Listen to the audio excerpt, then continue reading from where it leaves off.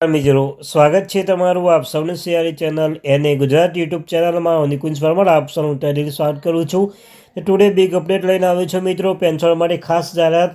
હવે આ કામથી ઝંઝટ નહીં રહે ને આઠમા પગાર પંચ વિશે પણ અગત્યની અપડેટ કે જાહેરાત લઈને આવી છું. તો મિત્રો તમે સરકારી કર્મચારી છો, નિવૃત્ત કર્મચારી છો, પેન્શન ધારક છો, તમારા માટે આ વિડીયો ઉપયોગી બનશે. તમારા ચેનલ પર સરકારી કર્મચારી, નિવૃત્ત કર્મચારી, પેન્શન ધારક બાબતે હરેક અપડેટ મળતી રહેશે. તો આપણે આ ચેનલને સબસ્ક્રાઈબ કરી લેજો ને મિત્રો બને ત્યાં સુધી વિડીયો લાઇક કરી દેજો, સપોર્ટ કરજો. આશા રાખું છું તમને અમારા વિડીયો પસંદ આવતા હશે. તો ચાલો પેન્શન ધારક મિત્રો વધારે સમય ન બગાડતા આજના વિડીયોની શરૂઆત કરું છું.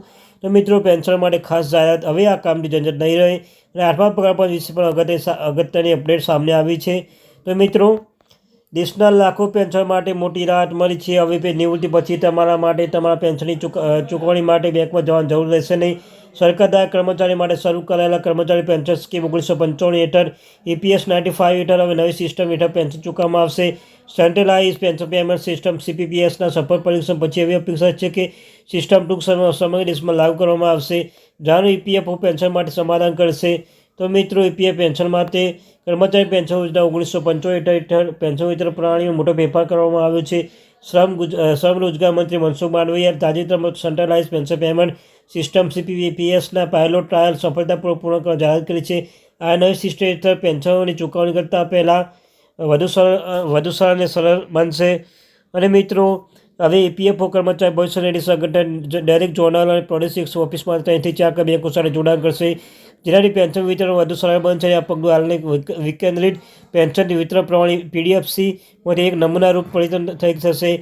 GPPSના કેવી રીતે કામ કરશે તો જાણો. Centralise pension payment system CPPS એ પેન્શન વિતરણમાં નવી ક્રાંતિ લાવી છે. અને સિસ્ટમ હેઠળ પેન્શન તેમના પેન્શન માટે હવે કોઈ બેંકની મુલાકાત લેવાની જરૂર રહેશે નહીં. પેન્શન છૂટતાની સાથે જ તે સીધા બેંકમાં ખાતામાં જમા થઈ જશે. આ સિસ્ટમ EPFOના આધુનિકીકરણ તરફ એક મોટું પગલું છે, જે પેન્શન વિતરણ વધુ સરળ અને ઝડપી બનાવશે. CPPS દ્વારા પેન્શન દિશામાં ગમે ત્યાં કોઈ પણ બેંકમાં શાખામાંથી પેન્શન મેળવી શકશે અને જે બેંકમાં જવાની અગાઉની લોબી પ્રક્રિયાને મુશ્કેલ દૂર કરશે. કેન્દ્ર સરકારના કર્મચારી માટે એક મોટો સમાચાર આવી રહ્યો છે કે આઠમા પગાર પંચના ફેરફાર ફેક્ટર 2.57 થી 2.86 ગણો વધારી શકાય છે. આ ફેરફાર પગાર અને પેન્શન બંને મોટો વધારો લાવી શકે છે.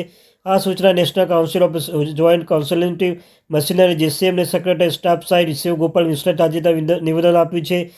સાતમા પગાર પંચ અને આઠમા પગાર પંચ વચ્ચે તફાવત શું છે તો મિત્રો વર્તમાન ફેરફાર ફેક્ટર પરિબળ 2.57 તેનો અમલ 2016માં થયો હતો. કર્મચારી પગાર અને પેન્શન મોટો સુધારો થયો છે. આઠમા પગાર પંચમાં સૂચિત ફેરફાર ફેક્ટર પરિબળ 2.80 ફેરફાર તે પગારમાં સરેરાશ 11 થી 15% વધારો થશે. વહેલી તકે અમલ કરવામાં આવે તે કર્મચારી માંગ છે.